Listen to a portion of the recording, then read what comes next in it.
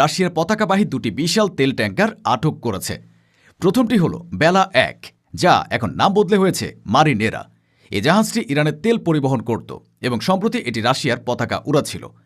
আমেরিকার special force বা 160তম SOAR রেজিমেন্টের সদস্যরা যুক্তরাজ্যের কাছে আটলান্টিক মহাসাগরে জাহাজটি হাইজ্যাক করে। তারা হেলিকপ্টার থেকে নেমে জাহাজের নিয়ন্ত্রণ নেয়। যদিও জাহাজটি খালি ছিল, কিন্তু আমেরিকা একে তাদের বিজয় হিসেবে দেখছে। দ্বিতীয় ঘটনাটি ঘটে ক্যারিবিয়ান সাগরে। সেখানে MT সোফিয়া নামের আরেকটি রাশিয়ান ঘোস্ট সুপার ট্যাঙ্কার আটক করে আমেরিকা।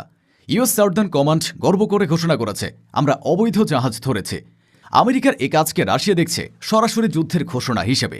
তারা বলছে, আন্তর্জাতিক জলসীমায় রাশিয়ার পতাকাবাহী জাহাজ আটক করা মানে রাশিয়ার সার্বভৌমত্বের উপর হামলা করা। আমেরিকা সাগরে পুলিশ সেজে দস্যুবৃত্তি করছে। আমেরিকার এই ধৃষ্টতার জবাব দিতে দেরি করেনি রাশিয়া।